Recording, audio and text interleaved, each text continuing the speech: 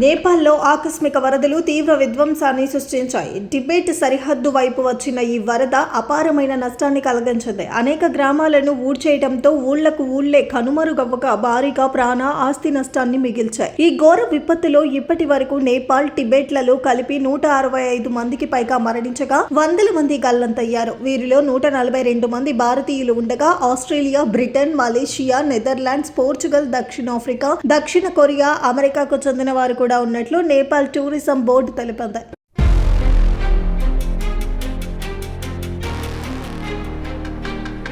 అసలు ఏం జరిగిందంటే ఆగస్టు 26 బుధవారం నాడు లెందే నదిలో భారీగా మంచు, రాళ్లు, బురద పేరుకుపోవడంతో కేవలం 30 నిమిషాల్లోనే నీటి మట్టం 9 మీటర్ల వరకు పెరిగింది. ఈ వరద ప్రవాహం బోటే, కోషి, త్రిశూలి నదుల ద్వారా దిగువ ప్రాంతాలకు వేగంగా చేరింది. దీంతో రసూవా, నువాకోట్ జిల్లాలలోని స్వాప్రూ, బేసి, బేత్రావతి వంటి పలు ప్రాంతాలు తీవ్రంగా దెబ్బతిన్నాయి. బహుళ అంతస్తుల భవనాలు, వంతెనలు, రోడ్లు, జల విద్యుత్ కేంద్రాలు వరద నీటిలో కొట్టుకుపోయాయి. ఇల్లు, మార్కెట్లతో కలకలలాడిన ప్రాంతాలు వరద తర్వాత బురద, శిథిలాలతో నిండిపోయాయి. కొన్ని చోట్ల గ్రామాల్లో ఉన్న ఆనవాళ్లు కూడా కనిపించని పరిస్థితి నెలకొంది.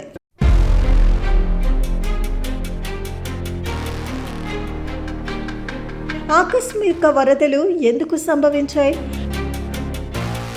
నేపాల్లో ఈ ఆకస్మిక వరదలన్నీ ఇన్లాండ్ సునామీ అంటే భూమిపై వచ్చే సునామీగా చెబుతారు. నేపాల్కు సునామీల ముప్పు ఎక్కువగా ఉందని శాస్త్రవేత్తలు గతంలో హెచ్చరించినట్లు తెలుస్తోంది. 2000వ సంవత్సరం నుంచి హిమాలయాల్లో హిందూ కుష్ శ్రేణుల్లోని మంచు కరిగి సరస్సులుగా ఏర్పడుతోంది. ఆ తర్వాత ఈ సరస్సులు పర్వతాలపై ఎంతో ప్రమాదకరంగా మారుతున్నాయి. ఒక్కసారిగా కట్టలు తెంచుకొని దిగువకు ప్రవహిస్తూ ఆకస్మిక వరదలకు కారణమవుతున్నాయి. గతంలోనూ సరస్సులు ఉప్పొంగడంతో నేపాల్, టిబెట్లలో పలుమార్లు వరదలు సంభవించి వందల సంఖ్యలో ప్రజలు ప్రాణాలు కోల్పోయిన ఘటనలు ఉన్నాయి.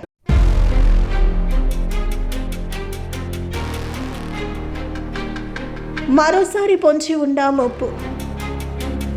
ఈ విపత్తు ఇంకా పూర్తిగా ముగియలేదని నిపుణులు హెచ్చరిస్తున్నారు. నేపాల్, చైనా సరిహద్దుల్లోని నదిలో ఎగువ ప్రాంతంలో నీటి ప్రవాహాన్ని అడ్డుకుంటున్న బ్లాకేజీ ఇంకా ఉందని, దాని కారణంగా మరోసారి భారీ వరద సంభవించే ప్రమాదం ఉందని వారు చెబుతున్నారు. దేశంలోని ప్రధాన నది పరివాహక ప్రాంతాలకు ముప్పు కలిగించే 47 హిమనది సరస్సులను అత్యంత ప్రమాదకర జాబితాలో చేర్చారు. వీటిలో 21 సరస్సులు నేపాల్లో, 25 టిబెట్లో ఉన్నాయి. ఇవి ఎప్పుడైనా తెగిపోతే భారీ వరదలు సంభవించి దిగువ ప్రాంతాల్లో తీవ్ర విధ్వంసాన్ని జరగవచ్చని చెబుతున్నారు.